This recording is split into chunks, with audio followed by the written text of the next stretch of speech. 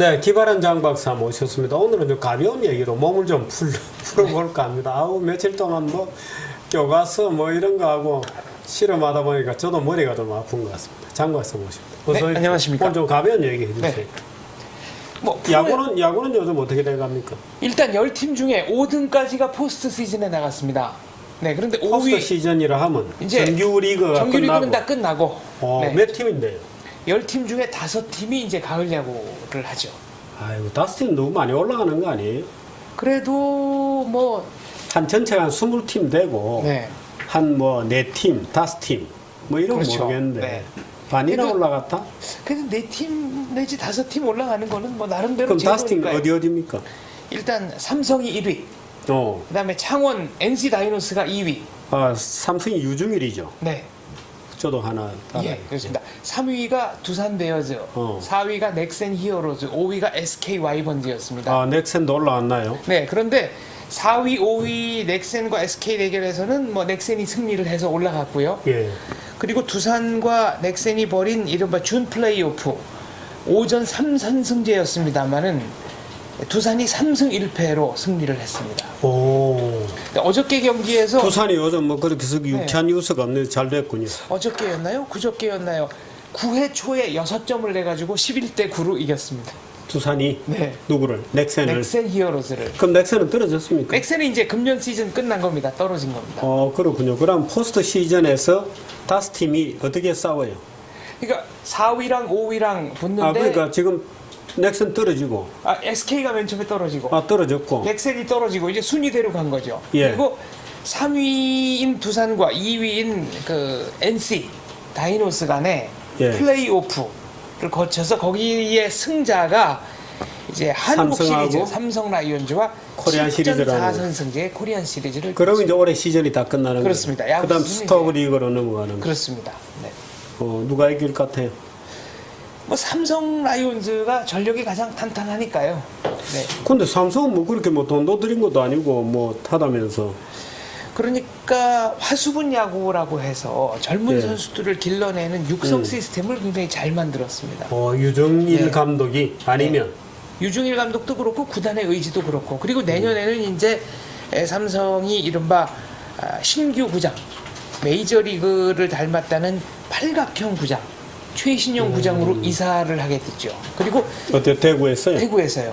그리고 넥센 히어로즈도 목동을 떠나서 내년 시즌부터는 이른바 고척동 도움구장으로 옮겨가게 됩니다. 목동에서 고척동은 어디죠? 고척동은 송파잠실 저쪽인가요? 아닙니다. 저 916 그러니까 1호선 말하자면은 저 인천 부평 가는 그쪽이죠. 네. 목동에서 밑으로 내려가는 그렇습니다. 거죠. 상습 정체 지역인데 우리나라 최초의 도움구장. 사실 도움구장은 지금 동대문 플라자 자리 그 자리 지금 야구장 동대문 쪽에다가 야구장이 동대문 디자인 센터가 된 거 아니에요? 그렇습니다. 거기 야구장, 축구장, 수영장, 농구장, 테니스장이 있었는데 다 없어졌습니다. 아깝겠군요. 거기는 구한말의 훈련원터였는데 히로히토 그러니까 일본 왕의 이른바 황태자 책봉을 즉위해가지고 일제 시대 때 만든 이제 근대식 우리나라 최초의 근대식 운동장이죠. 두 군데를 만들었습니다. 평양 기림리 운동장, 그다음에 동대문 운동장. 아, 그렇습니까? 네. 그리고 동대문 운동장이 예를 들면 뭐 각종 군중 대회 장소로도 여러 차례 그렇죠. 쓰였죠. 예. 동대문 구장이 뭐 나름대로 동대문에 역사성이 있습니다. 역사성이 있습니다. 네. 이렇게 해방 이후에 뭐 임시정부 환영 대회, 그다음에 3.1절 뭐 기념 범국민 뭐 기념식. 지금 디자인 센터는 잘 돌아가고 있나요? 잘 모르겠습니다. 모르십니까? 네. 그리고 사실 동대문 운동장이 아픈 역사가 있는데 1970년 아시안 게임을 한국이 유치를 했었죠. 예. 네, 돈이 없어서 반납했습니다. 아, 그랬나요? 네. 그런 일이 있었습니까? 네. 그러니까 86년 아시안 게임 이전에 1970년 아시안 게임을 한국이 유치를 하고 그 메인 스타디움이 동대문, 그러니까 당시 서울운동장이죠. 그래서 야간 조명 시설 다 해놓고 준비를 했습니다만 개최 비용이 너무 없어서 태국 방콕이 개최하는 걸로 하고 우리가 그 방콕의 상당 부분 비용을 좀 보전해 줬습니다. 그 사실 그때만 해도 우리가 방콕이나 뭐 그랬어요. 필리핀 방콕보다도 예? 서울이 필리핀보다 못했고. 못 사는 도시였죠. 예. 오늘 어떤 얘기? 1962년 10월 14일 예. 목포 출신의 꼬마 조훈현 만 9세 7개월 프로 기사로 입단합니다. 한국 기원. 몇 살이요? 만 9세 7개월 세계 기록입니다. 10살이 되기 전에 프로가 되었군요. 네. 참. 사실 조훈현을 이 전 세계 이 현대 바둑계에서 최고 수준이라고 극찬하는 분들도 있어요. 네, 전신. 네. 예. 어째 그렇게 잘 하게 되었어요? 조훈현 구단은 62년 한국에서 입단을 하고 63년에 일본으로 건너갑니다. 그래서 세고의 겐사쿠라는 전설적인 바둑 기사의 문하로 들어가고요. 예. 1966년에 일본 기원 초단으로 입단을 합니다. 네. 그러니까 2번 입단한 겁니다. 한국에서 한번 하고. 그때만 해도 한국 기원의 수준이 굉장히 일본 낮다고 기원에 비해서 봤기 때문에. 떨어지니까. 네. 그리고 1972년 병역 문제로 귀국을 해가지고 공군, 그 사이에 벌써 그렇게 컸군요. 그렇습니다. 10년이 지났군요. 네, 공군에서 만기 제대 그리고 바둑 기사 생활을 계속했는데 왜 이렇게 바둑을 잘 두게 됐느냐 물어보니까 공군에서 특별히 기사 생활하는 거를 허락을 해줬는데 지게 되면 500m 앞부터 오리걸음으로 들어와라. 이기면 걸어 들어와라. 자기는 절실했다는 겁니다. 그리고 그 세고의 겐사쿠 구단 예. 전설적인 분인데 이분이 제자가 딱 3명입니다. 한 사람은 일본의 하시모토 우타로 구단 예. 반석이원의 창립자고요. 예. 그다음에 현대 바둑을 창시했다. 혁명가라고 불리는 반상의 혁명가라고 불리는 대만 중국의 오청원 구단. 그리고 한국의 조훈현 구단. 그러니까 일세를 풍미한 사람 셋만 딱 받아들여서 제자로 삼았죠. 그래서 그게 누구라고요? 세고의 겐사쿠. 겐사쿠. 네. 이 세고의 구단은 제자 훈현이가 보고 싶다 그래서 반쯤 술 취한 채로 허리춤에 그 정종병 하나 차고 한국에 와서 조훈현 구단 만나고 싶다고. 그 조훈현 구단이 이 스승님의 어깨를 주물러 주는 사진이 또 신문에 나가지고 이게 뭐 한동안 친일 논쟁을 불러일으키기도 했습니다만. 아이고 그런 일에까지 친일 논쟁을 할. 이게 이제 무협지에서 볼 수 있었던 일이 실제로도 벌어집니다. 예. 중국 본토에서 정치적인 문제로 쫓겨나다시피 해서 전 세계를 떠돌았던 그 예내위 구단 여자입니다. 예. 장주주 구단 남자죠. 이 부부가 있는데 예. 한국 기원에서 객원 기사로 받아주거든요. 예. 근데 예내위 구단이 그 오청원 구단의 제자입니다. 그래서 조훈현 구단을 찾아가서 절을 하고 오청원 구단의 소개서를 주고 그리고 사숙, 그러니까 이 무협지에 나오는 사숙 사질 이거를 쓰는 거죠. 그래서 조훈현 구단이 예내위 구단, 장주주 구단의 뒤를 상당히 봐줬고요. 그렇게 했군요. 조훈현 말하자면 같은 문화입니다, 그죠? 그렇습니다. 조훈현 겐사쿠의. 구단의 유일한 그 말하자면 집에서 기거했었던 내 제자가 이창호 그렇죠. 구단이죠. 그래서 이창호 구단과 예내위 이 구단은 같은 학렬에 말하자면 사촌 관계다. 이 얘기를 바둑계 인사들은 굉장히 진지하게 합니다. 조훈현 구단이 이제 의미가 있는 거는 1989년에 대만의 그 잉창지라고 하죠. 잉창지라는 사업가가 세계 대회 그 배가 있죠. 응창기 배가 있죠. 4년마다 한 번씩 하고요. 우승 상금 40만 달러입니다. 그 첫 번째 세계 대회의 상징성을 뺏길 수 없으니까 일본에서 이제 급하게 만들어서 후지츠베라는 걸 해가지고. 그랬나요? 네, 후지츠베가. 그러니까 후지츠베가 말하자면 동아시아 전체. 네. 말하자면 동아시아가 다니까. 그렇습니다. 세계 1호 그거군요. 1호 우승자는 후지츠베에서 나왔고요. 이제 세계 대회 최초의 세계 대회는 잉창지배인데, 그러니까 이제 열겠다고 한 거를 기준으로 하면요. 사실 이거는 중국 바둑이 베일에 쌓여 있었습니다만은 중국 일본 슈퍼 대항전이라는 승발전, 그러니까 각국의 기사 5명이 나와서 이기는 사람이 질 때까지 두는 방식으로 두는 대회가 있었는데 그럼 뭐 특별히 잘 도는 사람 하나 있으면 이기는 겁니다. 서위평, 네, 예웨이핑 구단이 예. 그 일본의 네노라 하는 강자를 5번 연속 물리치면서 철의 수문장이라는 별명으로 예. 불리죠. 2년 연속 비슷한 일이 벌어집니다. 그러니까 일본 바둑은 이제 자존심이 상했고 임창지라는 사업가가 이제 때는 이때다. 뭐 좋은 일 하신 겁니다. 누구도 이거는 일본의 당대 최고 아니면은 예웨이핑 2사람 중에 한 사람이 세계 챔피언이 될 것이다. 한국은 들러리로 불렀습니다. 16명인가 본선 참가자 중에 16명인가 32명 본선 참가자 중에 딱 한 명 불렀습니다. 그게 조훈현이었고. 조훈현. 그래서 한국 기원은 안 내보내려고 그랬죠. 그러니까 조훈현 구단이 개인 자격으로라도 좀 참가를 하게 해달라. 그래서 어쨌거나 우여곡절 그때 참가를 하고요. 한국 태생은 3사람이 나갑니다. 뭐 일본에 가 있거나. 조치훈 구단. 일본에 가 있거나. 네. 그리고 미국에서 이른바 포커로 날리던 차민수 사단. 그러니까 올인의 실제 인물. 그렇습니까? 차민수 사단과 조훈현 구단은 어렸을 때부터 친구여가지고요. 지금도 가끔 10,000원짜리 내기 바둑을 두는 사이입니다. 근데 조훈현 구단이 이겨서 10,000원을 따면 얼른 돈을 짚고 뒤도 안 돌아보고 일어서는 사이입니다. 물론 밥은 서로 같이 먹고 두 분이 돌아가면서 내지만 이 프로 기사들 이 내기 바둑의 세계를 또 이 승부는 승부다 이거죠. 아무튼 차민수 아니고 조치훈의 얘기인가요?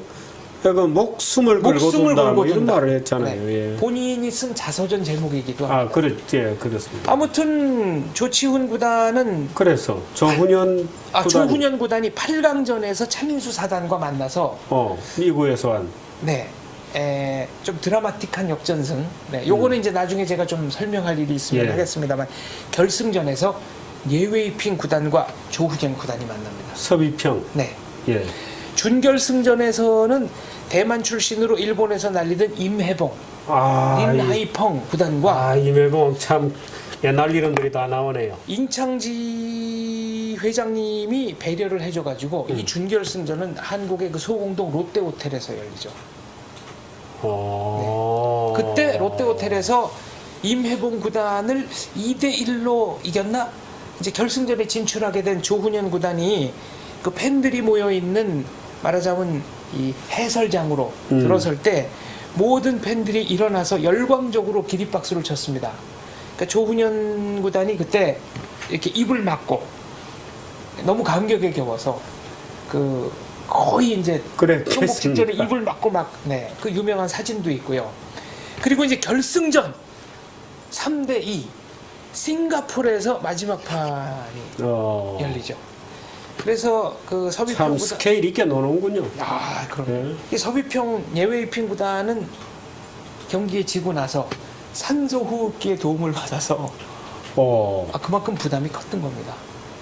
그래서 이제 이때 막 카퍼레이드하고 난리가 나면서 한국 바둑이 일본 바둑에 비해서는 2점 정도 아래가 아니겠느냐. 이 컴플렉스를 씻어버리는 계기가 됐고요. 임창지배는 그 이후에 2회 우승자로는 순수 국내파였던 서봉수, 또 이창호, 유창혁 기사 등이 연달아 재패를 하면서 한국 바둑이 세계 정상임을 확인하는 정말 훌륭한 무대가 됐습니다. 사실 그동안에 일본 바둑에 대한 뭔가의 그게 있었죠. 환상. 네. 또 일본 애들은 뭘 하면 또 너무 또 막 어깨 힘을 주고 이 격식을 갖추고 뭐 그러거든요. 네. 그러니까 뭐 잘 있어 보이잖아요. 그렇습니다. 예컨대 조치훈 구단이 오토바이 사고를 당해가지고 도전기를 둘 수 없게 됐을 때 휠체어 대국이라는 게 있습니다. 내 왼손, 오른손은 부러졌지만 왼손으로 바둑돌 놓을 수 있으니까 대국을 하겠다. 근데 일본에서는 타이틀 매치는 이렇게 아주 두껍고 높은 바둑판을 쓰는 게 관례여가지고 바닥에 앉을 수 없으니까 휠체어를 높은 데다가 올려 세운 다음에 하여튼 테이블 높이를 조절해가지고 결국 높은 바둑판을 쓴 전통을 그렇게까지 고수를 했습니다. 그리고 조훈현 구단은 일본에서도 기재를 굉장히 아껴가지고 한국에 이제 병역 때문에 와서 계속 한국의 제1인자로 군림하고 있었던 당시에 예. 일본 바둑기사 연감에 음. 조훈현 이름이 계속 나와 있었습니다. 주소는 귀국중. 그러니까 언젠가는 돌아올 거다. 그리고 이제 89년에 조훈현 구단의 우승 이후에 조치훈 구단이 일본의 1인자로 군림했습니다마는 하나도 기쁘지 않다. 내가 세계 제1인자가 아니라는 것을 누구나 다 알기 때문에. 아, 조치훈이가 그런 말을 네, 했습니까? 그런 말을 했습니다. 그리고 어허. 이제 이창호 구단이 15살 때 이른바 동양증권배였나요? 하여튼 세계 대회에서 임혜봉 구단을 물리치고 최연소 예. 세계 챔피언이 되는데 임혜봉 구단이 이창호는 내 막내 아들보다도 몇 살이 어리다. 그게 참 부담스럽다. 근데 이제 이창호 구단이 이겼지 않습니까? 예.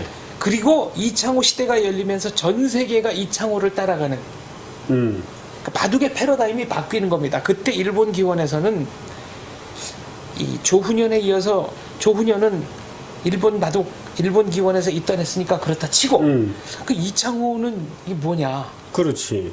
그건 순지 그러면- 한국에서 네. 자라났으니까 물론 조훈현의 내제자였지만 네. 그래서 이제 이창호 구단을 둘러싸고는 뭐 전생 고수의 화신이다.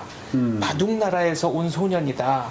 또 이창호 구단의 그 기보 제목이 하늘에다 놓는 돌입니다. 이거 멋있지 않습니까? 그건 무슨 말이에요? 그러니까 그 말하자면은 하늘에다가 돌을 놓듯이 네. 이 별빛을 보고 공부를 한다 이런 제목인데 참 대단한 표현이네요. 뭐 제목으로는 그 이상 가는 게 없지 그러네요. 않겠습니까? 네. 근데 조훈현 구단은 이창호 구단의 천재성을 끝까지 의심했답니다. 복귀를 해봐라 그러는데 복귀를 못 하는 겁니다. 그랬나요? 아니 1급만 돼도 복귀하는데 복귀 안 된다는 게 말이 안 되지 않습니까? 예. 근데 나중에 이창호 구단이 뭐라고 회고를 했냐면은 한 수를 두는데 너무나 많은 생각을 했기 때문에 그러니까 실전에서 무엇을 뒀는지를 기억을 못하는 거죠. 그러니까 100가지 생각을 한 거를 다 놓아보라 그러면 놓을 수 있는데 스승 앞이니까 주눅이 들어가지고 실전에서 어떤 수를 채택해서 뒀는지를 모르는 겁니다. 뭐 전설적인 얘기 아닙니까? 근데 그런 집중이 있군요. 네, 그래서 일본에서는 이제 조훈현 이창호 시대 이후에 일본 기사 모두가 바보거나 우리의 공부 방법이 잘못됐거나 둘 중에 하나가 아니겠느냐 이런 자성이 있었죠. 지금은 어때요, 바둑? 지금은 한도가. 지금은 전 세계적으로 중국 바둑이 한국 바둑이 약간 바둑보다 퇴적입니까? 네 그렇습니다. 그러니까 중국은 아직도 이제 프로 기사가 되면은 원하는 대학 학과를 마음대로 골라서 갈 수 있고 여러 가지 혜택이 있어서 이제 꾸준히 들어옵니다만 특히 일본의 쇠퇴와 침체가 좀 가슴 아픈데요. 그러니까 일본 젊은이들은 집에 바둑판이 있고 할아버지가 바둑 두는 거를 본 적은 있는데 룰은 잘 모르겠다. 사실 바둑 룰이 복잡하지 않습니까? 일본 기원 관계자들은 사석에서 이 한국의 국민 개병제가 참 부럽다. 그건 또 무슨 말이에요? 군대에서 한국의 남자들 대부분은 바둑 룰을 둔다. 다 배워가지고 오니까 아마추어 인구가 계속 유지가 된다는 거죠. 오케이. 네. 음. 그래서 이제 이 바둑의 쇠퇴 정말 뭐 몇천 년을 이어온 이 유장한 문화를 어떻게든지 되살리고 싶은데 문제는 몇천 년 유장하게 이어진 문화라도 하루아침에 없어질 수가 있다는 겁니다. 이게 제가 이렇게 좀 길게 해도 되는 겁니까? 예, 뭐 좀 짧게. 네. 예. 예컨대 주판. 이게 수십 년 전까지만 해도 주판 없어졌죠. 그렇군요. 은행원들 사이에서는 다 이걸 했죠. 굉장히 필수적이었고요. 저도 어릴 때 이거 다 예. 배웠습니다. 예. 그때 이 주산 몇 단 되는 분들은 1, 오른손이 2, 3, 4 뭐 예. 이런 게 쭉 했죠. 오른손이 재산이라고 가방도 왼손으로 들고 다니시고 음. 이 주판에다가 들기름 먹여가지고 이렇게 톡톡톡톡 떨어지는 거 부드럽게 한다고 하고 아무튼 국가 공인 자격증이 있었습니다. 그럼요. 예. 그거 없어졌고 또 이게 없어졌다기보단 요새 이제 뭐 어린이들 두뇌 개발하는 정도로 굉장히 축소가 됐죠. 그 다음에 등사, 가리방이라고 하죠. 일본 이게 말로 등사죠. 유인물. 네. 이게 학교마다 없애신데 그렇죠. 원리는 학교마다 한 명씩 있었습니다. 그거 없어졌고. 네, 이거 없어졌고 신문사와 관련해 가지고는 이 납활자로 조판하던 식자공들이 그렇죠. 없어졌습니다. 많이 없어졌고. 그러니까 식자공들은 뭐 영국 같은 경우에는 식자공들이 자체 검열을 막 하기도 하고 노조가 세가지고 식자공이 저희 그 한국경제신문 같은 경우에는 다 이걸 배웠어요. 이제 네. 이걸 배워가지고 도저히 적응이 안 되는 분들은 이제 신문 판매라든지 이제 이쪽으로 갔고, 조금 젊은 분들이 이걸 배워서 했죠. 컴퓨터 조판. 신문사 이게 컴퓨터 조판으로 말하자면 거대한 전환이 일어난 거 아니겠습니까? 그러니까 그 전까지는 모든 신문사가 거대한, 그러니까 굉장히 방대한 공간에 납활자 그것도 크기별로 쭉 갖다 놓고. 굉장히 그 얘기 네. 다음에 이제 기회 있으면 한번 하도록 하고. 근데 지금은 전 세계적으로 바둑이 좀 태조인가요? 전 세계적으로 바둑 인구가 좀 줄어들고 있고, 바둑 우리나라 바둑 TV는 잘 되나요? 바둑 TV도 뭐 잘 된다기보다는 그래도 명맥을 유지하고 있고 어떻게든지 이제 활로를 개척하려고 하는 우리 장 그런 박사는 상황입니다. 몇 단이나 두세요? 몇 단? 저는 이제 한국기원에서 이렇게 바둑 칼럼도 가끔 쓰고, 기타 뭐 그런 공로로 한국기원 아마사단 단증을 발급해 주셨는데 조건을 하나 붙였습니다.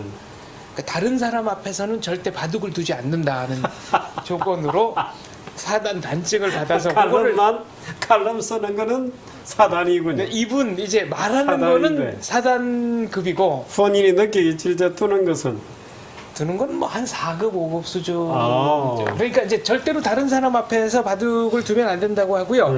제가 그 조선일보 관전기를 쓰는 이홍렬 선생님이 낸 그 바둑 꽁트집에 이제 서문을 썼습니다. 근데 문창과 교수니까 그 자격으로 썼는데 서문을 쓴 다른 한 사람이 이창호 구단이어서 네. 그때 저보고 그 이창호급이네. 그렇습니다. 그러니까 이제 지도 편달을 바란다는 분들이 많이 오셔가지고 제가 이런 경우에 난국 타개를 어떻게 하면 되느냐 타개책을 알려달라 그랬더니 팔짱을 끼고 바둑 두는 거 뒤에 가서 이렇게 고개를 끄덕끄덕하고 턱을 만지면서 이렇게 빙긋빙긋 하되 절대로 바둑돌에는 손대지 말아라. 네. 그 말도 그리고 하지 뭐 말고. 물으면 뭐 잘 두시네요. 그리고 딴 자리에 가면 좋은 수입니다. 네. 좋습니다. 행마가 경쾌합니다. 뭐 이 정도만 얘기하고 절대로 바둑을 두지 말아라. 네. 가슴 아픈 사연이 있어요. 저는 이 집에 가서 TV 보면서 왜 약간 그 쿨링 다운 하는 시간이 있잖아요. 네. 그때는 이제 1분에 한 10몇 프로씩 봐요. 네. 쭉 넘기면서 한번 쭉 올라갔다가 내려왔다가 하는데 이제 바둑 TV도 한 번씩 네. 잠깐 있으면 이렇게 봐요. 근데 알 듯 하기도 하고 모를 듯 하기도 하고 전 바둑을 못 두거든요. 근데 아마 모르지 더 보면 한 뭐 13급이나 14급 정도 둘런지 모르겠습니다만은 못 배웠어요. 못 배운 이유가 하나를 놓으면 어릴 때 우리 형님이 바둑을 잘 두었는데 안 가르쳐 주려고 귀찮으니까 네. 돌돌돌 말아서 네. 다 따먹고 네. 또 돌돌돌 말아서 다 따먹고 에이 신경질 나서 그래서 못 배웠어요. 아무튼 이 써라린 추억이 이 바둑이라는 유장한 문화가 나름대로 다시 이제 21세기형으로 개화하기를 정말로 바람하지 않습니다. 조조가 그런 말을 했다 그랬죠. 장기는 먼저 두는 사람이 이기고 네. 바둑은 비긴다. 따라두면 네. 비긴다. 흉내바둑. 흉내바둑이라는 작전이 있습니다만 흉내바둑은 논리적으로 성립이 불가능합니다. 아 그렇습니까? 네. 그러니까 흉내바둑을 초기에 매수는 그렇게 둘 수 있습니다만은 흉내바둑을 깨는 비책이 있습니다. 뭐 어디 옆에 갖다 그렇습니다. 붙인다 이렇게 해가지고 깨는 논리가 있겠군요. 그리고 노노에도 아무것도 하지 않는 것보다는 그래도 바둑 장기라도 둬라 이런 말이 있고요. 네. 그렇군요. 네. 재밌게 들었습니다. 감사합니다. 여기까지 할게요. 고맙습니다. 네, 정규제 뉴스 잘 들으셨습니까? 원래 미리 보는 환경이 있고 정규제 칼럼이 있습니다만은 오늘은 칼럼은 내일 하도록 하겠습니다. 오늘 북한의 토지제도 교과서에 그 기재된 북한의 토지 개혁에 대해서 얼마나 그게 엉터리인지를 제가 좀 내일 오늘 설명을 드리려고 했는데 내일 설명을 드리도록 하겠습니다. 이어서 미리 보는 환경 보시고 정규제 뉴스는 여기서 끝내도록 하겠습니다. 미리 보는 환경 보시겠습니다.